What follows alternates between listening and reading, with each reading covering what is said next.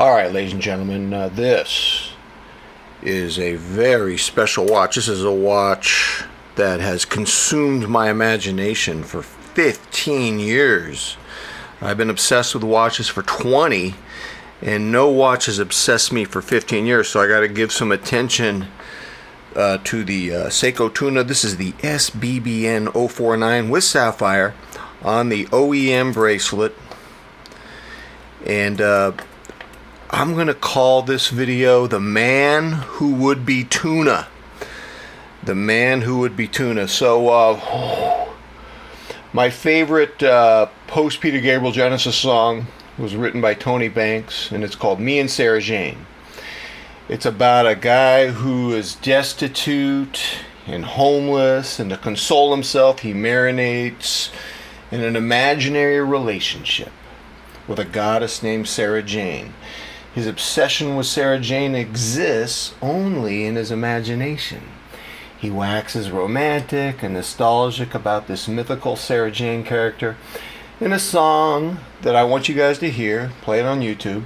It goes through several beat changes. This song goes through various forms of syncopation.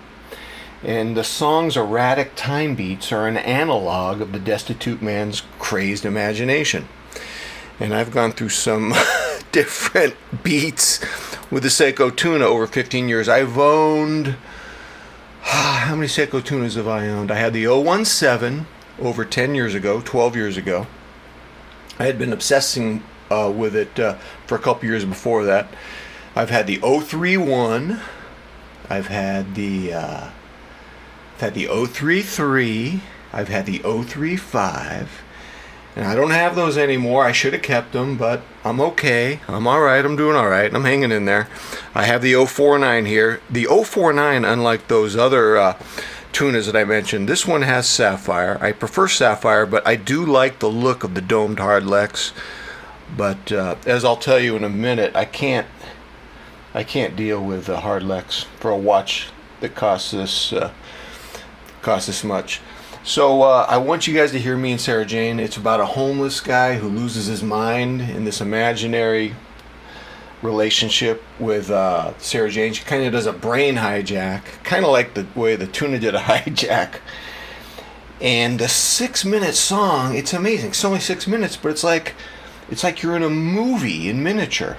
And in the movie, as far as I try to interpret the lyrics, I assume Tony Banks wrote those lyrics. It's not clear if a homeless man once belonged to mainstream society and lost his mind over unrequited love, or if he was always homeless and just used Sarah Jane as a distraction, this imaginary Sarah Jane as a distraction from his lifelong impoverishment and substitution. I don't know if Sarah Jane is simply a figment of his imagination, or if she is a film star, representing unrequited love. I don't know. But for me, the story is more satisfying and compelling if he once enjoyed a place of high status and success, and then he allowed the chimera of love, this brain hijack, to consume and destroy him. Now, someone who's watch obsessive, you can tell where this analogy is heading as I look at the Seiko Tuna here, the 049. So as I contemplate this idea of falling from a higher place to utter destitution, I'm reminded of not only my watch obsession in general, but the Tuna specifically. Look at that Tuna can. What a beautiful watch. This watch, I think I got it for $1,200, and it really plays like a very expensive watch. Very expensive watch. It's easily worth $1,200. Easily with the sapphire, even though I know it is quartz. So this hijack, this falling, you know what it reminds me of? The great movie I want you guys to see. It's called The Man Who Would Be King, starring Michael Caine and Sean Connery.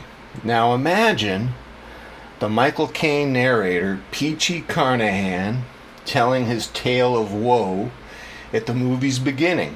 His his tale of desire to be a sort of god in a remote village, and it renders him crazed, a destitute madman with just enough sanity to tell his story to a journalist. It's like P.T. Carnahan has just enough sanity and decency to warn others of the madness of his misguided obsessions. And that's who I am today. I am the man who would be king. I am the man who would be tuna. I am P.T. Carnahan, telling you to watch out, man. This watch obsession can drive you mad. And nothing encapsulates the madness like the tuna. I mean, there's no watch like it. It's kind of a contradiction, this watch. On one hand, it's brutally distinctive and unique. On the other hand, it's timeless. I mean, it really doesn't have any lugs, so it just sits on your wrist like a tuna can. I mean, the loom and the handset and the bezel action, everything, all stainless. So, as you guys know, I'm into straps, but the stainless bezel just screams. I need to be on a matching stainless bracelet for that monochromatic, powerful look. So I just can't help it. I'm sorry. Sorry, straps. You're going to have to stay out of the tuna's realm. Can't do it. So, I mean, this tuna, man, it's been a 15-year-long obsession. And I feel psychologically I am Peachy Carnahan. I'm in tattered rags, and I woke up in a Hollywood back alley, homeless, and I found a tuna can in a garbage can. Sun-kissed tuna, and I taped the tuna can to my wrist, and I'm imagining my days of past glory when I wore a real Seiko tuna. And I just want to let you guys know, man, 15 years I've had to think about this tuna. And this watch has defined my watch obsession and sanity more than any watch. It was my first chimera watch. Chimera, that hallucination you pursue because it becomes an obsession. This was my first watch that opened my eyes to the Overton window of luxury climbing. It's like, oh, would I really spend $1,000 on a watch? Wow, and that made things worse over time. It was the only quartz diver I ever had that could compete with my mechanical divers. It was the first watch that I personified as an extension of my personality. I mean, it's big, but not too big. It's not crazy big. It was the one watch that was such a loom beast that it delivered a knockout punch to my first-gen Seiko monster for king of the loom. I mean, this is okay, I shouldn't even tell you this. This is secret information. The Tuna is the only watch I ever owned that stressed me out so much that several years ago I had my Tuna 033 up for sale on eBay, and I was so stressed out over my doubts about selling it that I came down with a prostate infection, which only healed after I removed the Tuna from the eBay auction block. Once it was removed, my body, mind, and spirit healed, and I went into a deep, peaceful sleep.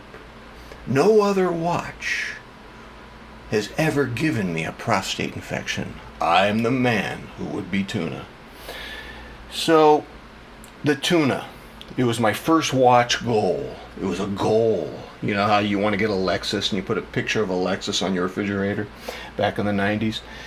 This was out of reach psychologically because it was $1,000. In my head at the time, 13 years ago, spending more than $500 on a watch was a perversion. It was disgusting. How could I justify spending $1,000 on a quartz watch?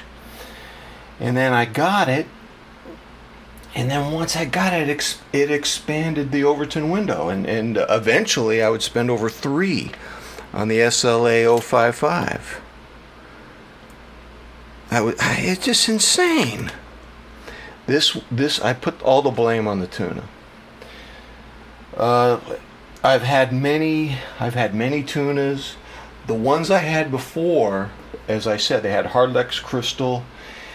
And what that did is that created a cognitive dissonance. I felt like, how could I have a luxury watch without sapphire? I felt like I was eating in a 5-star Michelin restaurant and drinking a Budweiser. It just didn't fit. So the 0449, do I have any complaints about this watch? Yeah, I only have one complaint. About this watch. One, I don't wear it enough. I do not wear it enough because it's sharing wrist time with 5 mechanical divers. And that is a full-time job of angst, misery, guilt. I feel like I've betrayed Sarah Jane. I've left her on the Coney Island boardwalk under a hazy sky while having a dalliance with the citizen Frogzilla. And this guilt, it consumes me, man. I mean, it just made me a shadow of my former self. I am Peachy Carnahan, here to tell you that if you have not encountered the tuna, run away, flee for your life, because there's no relief from the misery that results from this kind of obsession. And I know. You want to know why I know, ladies and gentlemen? Because I am the man who would be tuna. It's completely insane. Man, just making this video and looking at this, I'm going to have to take off my 143 and wear this now to Trader Joe's. Thanks a lot, tuna. All right, ladies and gentlemen, tell me what you think. Until next time, I'm out.